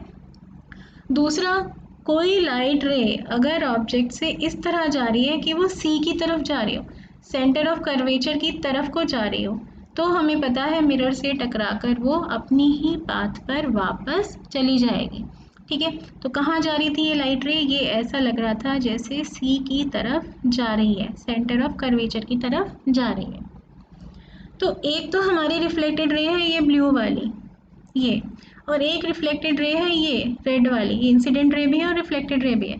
तो बाहर, मिरर के बाहर तो कहीं भी ये मीट नहीं होंगे क्योंकि इनके बीच का डिस्टेंस बढ़ता जा रहा है। लेकिन अगर हम देख रहे हैं तो हमें कैसा लगेगा, जैसे इस पॉइंट से ये दोनों रेज निकल कर आ रही हैं। इस रे को भी हमने आगे एक्सटेंड किया है, इस रे को भी हमने एक्सटेंड किया है, तो कहाँ पर ये मीट करें? इस पॉइंट पर। तो हमें कैसा लगेगा, हमारे ब्रेन को ऐसा लगेगा जैसे इस पॉइंट पर ये दोनों इमेजेस, यहाँ से ये दोनों रेज जो हैं ये निकल कर आ रही हैं। तो यहाँ बनेगी हमारे ऑब्जेक्ट की टिप की इमेज, उसके जस्ट नीचे उसके बेस की इमेज, तो ये बन गई हमारी इमेज। ठीक है, ये बन गई हमारी इमेज। क्या क्या स्पेशल बात हमें इस इमेज में दिखाई दे रही है? मिरर के अंदर, मिरर के पीछे बन रही है, बिहाइंड द मिरर, और कहाँ? एफ और पी के बीच में, फोकस और पोल के बीच में ये बन रही है। साइज में कैसे दिखाई दे रही है? डिमिनिश्ड, काफ़ी छोटी दिखाई दे रही है साइज में। अब क्योंकि एक्चुअल में तो यहाँ पर कोई लाइट रेज मीट कर नहीं रही है, इस इमेज को हम स्क्रीन पर तो ले नहीं सकते, तो इमेज कैसी है? वर्चुअल, और वर्चुअल इमेज हमेशा कैसी होती है? इरेक्ट होती है। हमें दिख भी रहा है ये इरेक्ट बन रही है, सीधी बनी हुई है। ठीक है, तो कॉन्वेक्स मिरर में हमें सिर्फ यही दो केसेस करने हैं। ऑब्जेक्ट इन्फिनिटी पर रखा है तो इमेज कहाँ बनेगी? फोकस पर बनेगी, हाईली डिमिनिश बनेगी, वर्चुअल इरेक्ट बनेगी। अगर इन्फिनिटी के अलावा कहीं भी ऑब्जेक्ट रखा है, पोल और इन्फिनिटी के बीच में कहीं भी ऑब्जेक्ट रख देंगे, तो इमेज हमेशा एफ और पी के बीच में बनेगी, डिमिनिश्ड इन साइज बनेगी, वर्चुअल बनेगी और इरेक्ट बनेगी। ठीक है, तो ये सारे रे डायग्राम्स ये बहुत इम्पॉर्टेंट है, इनकी आपको बहुत अच्छे से प्रैक्टिस करनी है। अब क्योंकि ये सारी चीज़ें पहली बार जब आप पढ़ते हैं तो आपको कैसी लगती हैं? थोड़ी कॉम्प्लेक्स लगती हैं, बहुत सारी टर्म्स आ गई, बहुत सारा कंस्ट्रक्शन आ गया, तो इसलिए हम एक बार इसको थोड़ा जल्दी से रिवाइज कर लेते हैं ये लेक्चर ख़त्म करने से पहले। तो बात किसके बारे में की है हमने आज? स्फेरिकल मिरर्स के बारे में हमने यहाँ पर बात की है। स्फेरिकल मिरर्स जिनका रिफ्लेक्टिंग सरफेस कर्व्ड होता है, अगर वो बाहर की तरफ को उभरा हुआ है, बल्ज आउट हो रहा है, तो उसे हम कॉन्वेक्स मिरर कहते हैं, और अगर वो केव इन हो रहा है, इन्वर्ट कर्व हो रहा है, तो ऐसे मिरर को हम कॉनकेव मिरर कहते हैं। ये जो हमारे मिरर हैं, कॉन्वेक्स मिरर और कॉनकेव मिरर, कर्व्ड मिरर्स हैं, इसको हम एक बड़े से स्फीयर का एक छोटा सा पार्ट कंसिडर कर सकते हैं, इसीलिए हम इनको स्फेरिकल मिरर कहते हैं। दूसरी बात, टर्म्स हमने बहुत सारी पढ़ी थी इनसे रिलेटेड। सेंटर ऑफ कर्वेचर, ये क्या होता है? जिस बड़े से हॉलो स्फीयर का ये मिरर एक पार्ट है, उस स्फीयर के सेंटर को हम सेंटर ऑफ कर्वेचर कहते हैं, और उसी स्फीयर के रेडियस को हम रेडियस ऑफ कर्वेचर कहते हैं। ये जो हमारा कर्व्ड मिरर है, इसके कर्व्ड पार्ट का सेंटर, उसे हम कहते हैं पोल ऑफ द मिरर, और सेंटर ऑफ कर्वेचर को और पोल को अगर हम ज्वाइन कर दें और इस लाइन सेगमेंट को आगे बढ़ा दें, तो ये जो ब्लैक लाइन बन गई, इसको हम कहते हैं, ये है हमारे मिरर की प्रिंसिपल एक्सिस। ठीक है, प्रिंसिपल एक्सिस पर एक पॉइंट है सी और पी के जस्ट बीच में, जस्ट मिडिल में, जिसको हम कहते हैं फोकस। स्पेशल बात इसमें क्या है कि प्रिंसिपल एक्सिस के पैरेलल लाइट रेज अगर आ रही हैं तो रिफ्लेक्ट होने के बाद ये सब इस फोकस पर आकर कन्वर्ज होंगी, इकट्ठा हो जाएंगी। तो उस पॉइंट को जिस पर ये सारी प्रिंसिपल एक्सिस के पैरेलल लाइट रेज आकर कन्वर्ज हो रही हैं, उस पॉइंट को हम फोकस कहते हैं। फोकल लेंथ क्या होती है? पोल और फोकस के बीच का डिस्टेंस, उसे हम फोकल लेंथ कहते हैं, और ये focal length radius of curvature का हाफ होती है। एपर्चर यानी ये जो हमारा कर्व्ड सरफेस है, कर्व्ड मिरर है, इसका डायामीटर, इसको हम जहाँ से हमने स्लाइस किया था अपने मिरर को, वो वाली लाइन अगर हम पूरी देखें उसकी लेंथ, तो ये जो ए बी लेंथ है, ये है हमारे मिरर का एपर्चर। सेम ऐसी टर्म्स हमने कॉन्वेक्स मिरर में भी देखी थी। ये प्रिंसिपल एक्सिस है, सेंटर ऑफ कर्वेचर है, रेडियस ऑफ कर्वेचर है, और फोकस क्या है इस केस में? अगर प्रिंसिपल एक्सिस के पैरेलल लाइट रेज आ रही हैं तो रिफ्लेक्ट बैक होने के बाद ये जिस पॉइंट से आती हुई अपीयर होंगी, ऐसा लगेगा कि इस पॉइंट से आ रही हैं, होकर आ रही हैं, इस पॉइंट से निकल कर आ रही हैं, उस पॉइंट को हम फोकस यहाँ पर कहते हैं। बाकी सारी चीज़ें तो यहाँ पर भी सेम है। फोकल लेंथ यानी पोल और फोकस के बीच का डिस्टेंस, रेडियस ऑफ कर्वेचर यानी पोल और सेंटर ऑफ कर्वेचर के बीच का डिस्टेंस यानी इस स्फीयर का रेडियस। फोकल लेंथ क्या है, रेडियस ऑफ कर्वेचर की हाफ है। अपर्चर, ये A B length is the aperture. Concave mirror को हम कन्वर्जिंग मिरर भी कहते हैं। क्यों कहते हैं, क्योंकि जो लाइट रेज इस पर पड़ रही हैं उन सबको ये एक जगह पर इकट्ठा कर देता है, इसलिए हम इन्हें कन्वर्जिंग मिरर कहते हैं। और कहीं अगर ये लाइट रेज प्रिंसिपल एक्सिस के पैरेलल हैं तो इनको ये प्रिंसिपल एक्सिस पर ही एक पॉइंट पर इकट्ठा कर देता है, जिस पॉइंट को हम फोकस कहते हैं। कॉन्वेक्स मिरर को हम डाइवर्जिंग मिरर कहते हैं, क्योंकि जो भी लाइट रेज इस पर पड़ रही हैं उनको ये फैला देता है, इकट्ठा करने के बजाय फैला देता है, तो हम इसे डाइवर्जिंग मिरर कहते हैं। और कहीं अगर ये लाइट रेज प्रिंसिपल एक्सिस के पैरेलल हैं तो ये जो रिफ्लेक्टेड रेज हैं हमें ऐसा लगता है कि प्रिंसिपल एक्सिस पर एक पॉइंट से ये निकल कर आ रही हैं, उस पॉइंट को इस केस में हम फोकस कहते हैं। रे डायग्राम्स बनाने के लिए, इमेज फॉर्मेशन को शो करने के लिए कुछ रूल्स हैं जो हमें ध्यान में रखने हैं, जो हमारे रे डायग्राम्स इमेज फॉर्मेशन को ईजी बना देते हैं। वो रूल्स क्या हैं कि अगर कोई रे प्रिंसिपल एक्सिस के पैरेलल है तो रिफ्लेक्ट बैक होकर वो फोकस से होकर जाएगी, यानी रिफ्लेक्टेड रे फोकस से होकर जाएगी। ये रूल्स कौन से हैं, कॉनकेव मिरर के रूल्स। अगर कोई लाइट रे सेंटर ऑफ कर्वेचर से होकर जा रही है तो रिफ्लेक्टेड रे उसी पाथ पर वापस जाएगी। अगर कोई लाइट रे फोकस से होकर जा रही है तो रिफ्लेक्टेड रे प्रिंसिपल एक्सिस के पैरेलल हो जाएगी। और कोई लाइट रे अगर पोल से जाकर टकरा रही है तो जितना एंगल वो प्रिंसिपल एक्सिस के साथ में बना रही है उतना ही एंगल बनाकर वो रिफ्लेक्ट बैक होगी, प्रिंसिपल एक्सिस के साथ उतना ही एंगल बनाकर वो रिफ्लेक्ट बैक होगी। कॉन्वेक्स मिरर के केस में अगर हम देखें तो कोई लाइट रे जो प्रिंसिपल एक्सिस के पैरेलल है वो इस तरह से रिफ्लेक्ट बैक होगी कि हमें लगेगा कि वो फोकस से आ रही है। कोई लाइट रे जो फोकस की तरफ जा रही है, अगर यहाँ मिरर नहीं होता कहाँ जाती, वो इस पॉइंट तक जाती, वो क्या होगा, मिरर से टकराने के बाद प्रिंसिपल एक्सिस के पैरेलल हो जाएगी। कोई लाइट रे जो सेंटर ऑफ कर्वेचर की तरफ जा रही है वो मिरर से टकराने के बाद अपने ही रास्ते पर वापस चली जाएगी। और कोई लाइट रे जो पोल के साथ में टकरा रही है और प्रिंसिपल एक्सिस के साथ कुछ एंगल बना रही है तो प्रिंसिपल एक्सिस के साथ उतना ही एंगल बनाकर वो रिफ्लेक्ट बैक हो जाएगी। फिर हमने देखा था एक कॉनकेव मिरर से हम कैसे कैसे इमेजेस फॉर्म कर सकते हैं। तो ऑब्जेक्ट अगर इन्फिनिटी पर रखा है तो हम क्या करेंगे, हम देखेंगे कैसी इमेज बनती है। इमेज फोकस पर बनेगी, पॉइंट साइज यानी हाईली डिमिनिश्ड बनेगी, रियल बनेगी और इन्वर्टेड बनेगी। ठीक है, इमेज फॉर्मेशन ये सारी आपको बहुत अच्छे से प्रैक्टिस करनी है घर पर। ठीक है, ये बहुत इंपॉर्टेंट है सब चीज़ें। बनाएंगे कैसे आप, वो भी मैंने आपको बता दिया है। आप एक लाइन बना लेंगे, ठीक है, यहाँ पर आपने एक पॉइंट लिया, यहाँ कंपास की निडल रखी और क्या किया, आपने 4 सेंटीमीटर का डिस्टेंस लेकर, या आपकी मर्जी है वैसे वो, और एक आर्क बना ली। इस तरह से जितनी ये आपने ऊपर पार्ट बनाया उतना ही पार्ट नीचे बना लिया, तो ये हो गया आपका सेंटर ऑफ कर्वेचर, ये पॉइंट आपका हो गया पोल। इस लाइन सेगमेंट को या तो आप बाइसेक्ट कर दीजिए अगर आपने मेज़र करके नहीं बनाया, या फिर 2 सेंटीमीटर पर आप एक यहाँ पॉइंट लगा लीजिए, वो आपका हो जाएगा फोकस। तो ये तो आपका बन जाएगा कॉनकेव मिरर। ठीक है, ऑब्जेक्ट अगर हमने थोड़ा और पास रख लिया, हम कहाँ रख रहे हैं, बियॉन्ड सी, सी के पीछे हमने कहीं पर ऑब्जेक्ट रखा है, तो इमेज कैसी बनेगी, एफ और सी के बीच में बनेगी, साइज में छोटी बनेगी, रियल बनेगी और इन्वर्टेड बनेगी। और हम ऑब्जेक्ट को पास में ले गए मिरर के, अब हमने ऑब्जेक्ट को रख दिया सेंटर ऑफ कर्वेचर पर, तो इमेज सेंटर ऑफ कर्वेचर पर ही बनेगी, रियल बनेगी, इन्वर्टेड बनेगी, और जो ऑब्जेक्ट का साइज है वही इमेज का साइज होगा।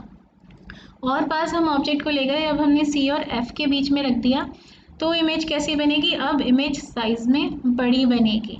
ठीक है, तो एनलार्ज बनेगी या मैग्नीफाइड बनेगी, और कहाँ बन रही है, बियॉन्ड सी, सी के पीछे कहीं पर ये बनेगी, रियल बनेगी, इन्वर्टेड बनेगी। और पास लिया है ऑब्जेक्ट को, अब हमने इसको एफ पर ही रख दिया, फोकस पर रख दिया, तो इमेज कहाँ बनेगी, इन्फिनिटी पर कहीं जाकर बनेगी, क्योंकि हमें यहाँ क्या मिल रही है, parallel lines. Highly magnified image बनेगी, रियल एंड इन्वर्टेड इमेज बनेगी। ऑब्जेक्ट को और पास ले गए, अब हमने ऑब्जेक्ट को रख दिया फोकस और पोल के बीच में। तो सिर्फ यही एक केस है जहाँ पर कॉनकेव मिरर में वर्चुअल इमेज बनती है। तो इमेज कहाँ बनेगी? अब मिरर के अंदर, मिरर के पीछे बनेगी, बिहाइंड द मिरर। साइज में ऑब्जेक्ट से ये बड़ी होगी, वर्चुअल होगी और ये इरेक्ट होगी। कॉन्वेक्स मिरर की जब हमने बात की तो इसको भी बनाने का तरीका तो हमने देख ही लिया था। आपने एक लाइन बनाई, यहाँ पर आपने कंपास रखा, कंपास रखकर आपने यहाँ पर एक आर्क लगा दी, ठीक है। आर्क इस तरह से लगा दी कि ये लाइन के ऊपर जितना पार्ट है उतना ही नीचे पार्ट है, तो ये पॉइंट आपका पोल हो गया, ये point centre of curvature join करके इसका मिड पॉइंट वो हो जाएगा फोकस। तो यहाँ पर ऑब्जेक्ट अगर इन्फिनिटी पर रखा है तो इमेज कैसी बनती है? इमेज मिरर के अंदर बनती है। कॉन्वेक्स मिरर में इमेज हमेशा कैसी बन रही है? हमेशा वर्चुअल बन रही है, हमेशा इरेक्ट बन रही है और हमेशा डिमिनिश्ड बन रही है, हमेशा साइज में छोटी बन रही है, ठीक है। तो ये तो बहुत ईजी है याद रखना। कॉन्वेक्स मिरर में इमेज हमेशा छोटी बनेगी, वर्चुअल बनेगी और इरेक्ट बनेगी। तो ऑब्जेक्ट इन्फिनिटी पर था तो इमेज कहाँ बनी? फोकस पर बनी, पॉइंट साइज बनी, highly diminished, virtual and erect, क्योंकि मिरर के अंदर कहीं पर ये बन रही है जहाँ पर कोई लाइट रे प्रेजेंट एक्चुअल में नहीं है। ऑब्जेक्ट को हमने इन्फिनिटी और पोल के बीच में कहीं भी रख दिया तो इमेज कैसी बनेगी? मिरर के अंदर ही बनेगी, मिरर के पीछे बनेगी, एफ और पी के बीच में बनेगी, फोकस और पोल के बीच में बनेगी और वर्चुअल बनेगी और इरेक्ट बनेगी। साइज में तो हमेशा ये कॉन्वेक्स मिरर के केस में साइज में हमेशा छोटी ही बनेगी। तो ये जो आज हमने पढ़ा है ये सारा बहुत इम्पॉर्टेंट पार्ट है आपके चैप्टर का, इसकी आपको बहुत अच्छे से प्रैक्टिस करनी है। तो नेक्स्ट वीडियो में हम क्या करेंगे? नेक्स्ट वीडियो में जो हम पढ़ने वाले हैं वो भी बहुत इम्पॉर्टेंट है। ये एक्चुअली आपका पूरा चैप्टर ही इम्पॉर्टेंट है। तो नेक्स्ट वीडियो में हम पढ़ेंगे मिरर फार्मूला एंड मैग्नीफिकेशन के बारे में, और इस मिरर फार्मूला पर बेस्ड न्यूमेरिकल्स हम कुछ सॉल्व करके देखेंगे, किस तरह से हम न्यूमेरिकल सॉल्व करते हैं। साइन कन्वेंशन के बारे में हम पढ़ेंगे और हम कॉनकेव और कॉन्वेक्स मिरर को कहाँ कहाँ यूज़ करते हैं वो सब हम पढ़ेंगे। तो ये सारे टॉपिक्स भी उतने ही इम्पॉर्टेंट हैं जो हम नेक्स्ट लेक्चर में पढ़ने वाले हैं, जितने वो सारे टॉपिक्स जो हमने आज के लेक्चर में पढ़े हैं। तो बहुत ध्यान से आपको इस चैप्टर की प्रैक्टिस करनी है, ये बहुत इंपॉर्टेंट चैप्टर है। तो तब तक आप इसको तैयार कर लीजिए, तब तक मैं अपना नेक्स्ट वीडियो आपको तैयार करके भेजती हूँ। तब तक के लिए बाय, टेक केयर।